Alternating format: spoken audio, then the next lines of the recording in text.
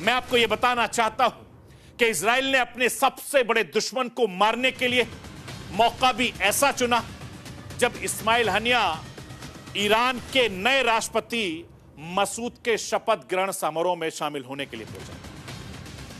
एक दिन पहले ही हमास चीफ इस्माइल हानिया ने तेहरान में ईरान के सुप्रीम लीडर्स के साथ मुलाकात की थी।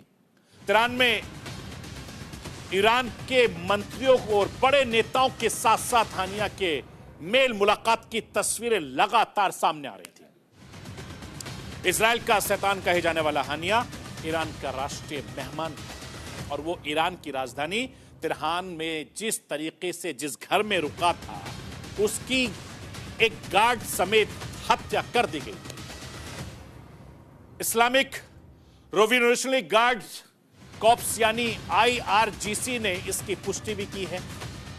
IRGC के मुताबिक ईरान की राजधानी तेहरान में हानिया के घर को निशाना बनाकर ब्लास्ट किया गया था, जिसमें हमास चीफ इस्माइल हानिया की और उसके एक बॉडीगार्ड की मौत हो गई। मैं आपको यह भी बताना चाहता हूं कि इजराइल ने सिर्फ हानिया को नहीं बल्कि अपने एक और दुश्मन को मार गिराया और यह दुश्मन बहुत बड़ा था। इजराइल ने 12 घंटे के भीतर 2 देशों में घुसकर बड़े हमले किए और अपने 2 सबसे बड़े दुश्मनों का खात्मा किया। हानिया के अलावा इजराइल का दूसरा निशाना बना हिजबुल्लाह के टॉप कमांडर फऊद शुक्र।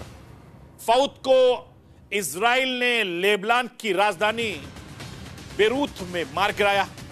शुक्र को हज मोहसिन के नाम पर से भी जाना जाता था और इजराइल ने अपने कब्जे वाले गोलान हाइट्स पर रॉकेट हमले के लिए फऊद शुक्र को जिम्मेदार ठहराया था।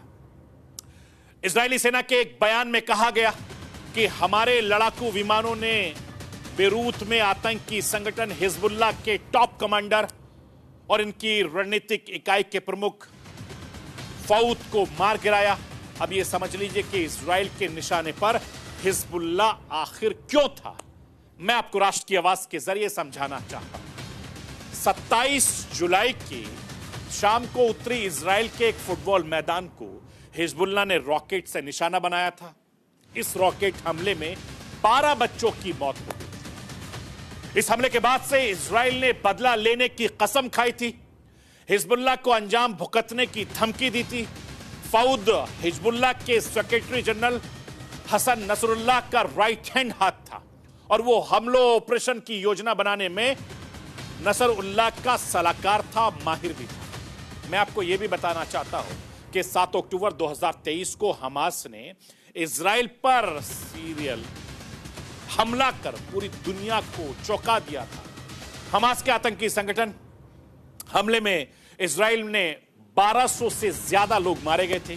हमास के लड़ाके 250 इजरायली लोग को बंधक बनाकर गाजा पट्टी पर ले गए थे।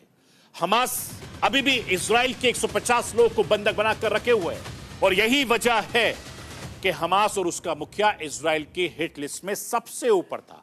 हमास के हमले का बदला लेने के लिए इजराइल ने फिलिस्तीन पर अटैक कर दिया और हमास और हिजबुल्लाह के कई कमांडरों को ढेर भी कर दिया।